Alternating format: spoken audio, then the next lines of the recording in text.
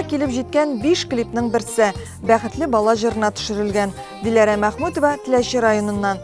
Клипта ул төп герой да үзе җырны да башкара. Мин уйладым, аны бик җиңел төшерергә, нәрсен төшерә башлагач, миңа авыр төсле тоелды. Иң авыры нәрсә булды? Мин башта оялдым. Кайчаганда йоклаганда мин көләсе килде. Диләрә клипы беренче урынга лайык булды. Аның балаларга язган китаплары мине әсир итте. Ул минем кумирыма әйләнде. Видео фестивальның идея авторы Әтнә районы мәгариф бүлеге җитәкчесе урынбасары Гөлшат Закирова. Үземнең дә кызым кичкенәдән үк видеолар белән эшләргә ярата иде. Нигә әле балалар өчен шундый конкурс оештырмаска дигән уй килде ди ул. Бу балалар өчен кызыклы булыр дип уйладым һәм менә без берничә ел рәттән район күләмендә шушындый видео фестиваль уздырдык.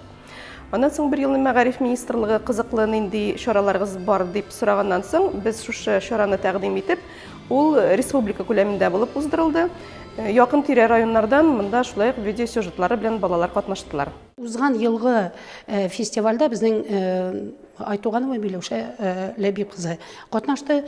Ул инде менә мондагы үткәргән фестивальнең форматын күргәченнән моны булай итеп шикләп калдырмаска, Әтнә төбәгенә генә түгел инде, менә күбрәк башка районнарга да тәкъдим итәргә дип, һәм инде бәлки чыннан да чит төбәкләрдәге яшәгән татарларны да шунда җәлеп итәргә дигән тәкъдим ясады, һәм инде менә без моны үзебезгә эш юнәлеше итеп алып, быел безнең бу фестивалебыз бөтен Россия татар балалары видео фестивале дигән статусын алды.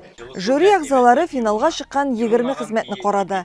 Алар арасында Әтнә, Арча, Теләче, Балташ, Казан һәм Мари Эл Республикасы укучылары да бар.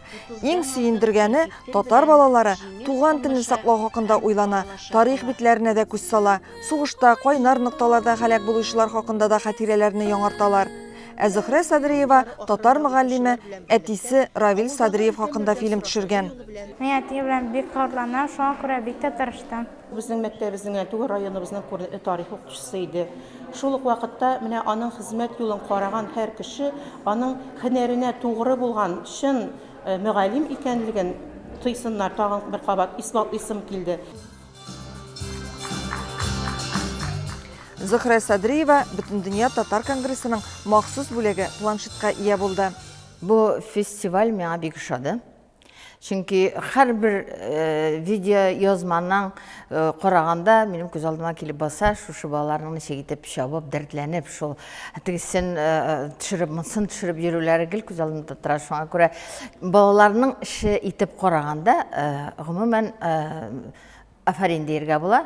Тырышып эшләгәннәре күренеп тора. Бала төшергән икән, ул бала үзе төшерүче бала укый алмаса да, ул заказывать текстларны зинһар өчен балаларга укытабыз. Жюри әгъзалары барлык хезмәтләрне карап бетергәннән соң балаларга мастер-класста уздырды. Бу район җирлегендә үткәргән шушы конкурслар, алар ничектер үзенчәлекле, алар кызыклы, миңа менә алар белән эшләү бигрәк тә кызык. Үзенчәлекле алар тырышалар, аның балалары да сәләтле. Мин сөенеп кайтам. Әлхәмдүлилләһи, безнең телебез булай булганда бетмәячәк. Менә бездә бит инде татар күнәсәлек әле яңа чыга башлады, димме? Мин әйтәм, хәзер бит Нурания Җамалига ни хәтимет алмаш килә. Алмаш килә бит, әйме? Шуңа мин бик сөендем.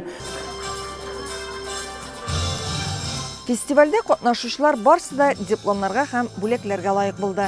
Фильмнар арасында беренче урынга «Ипи пешерү йоласы» фильмы белән Арчаның Нур балалар телестудиясе лайык.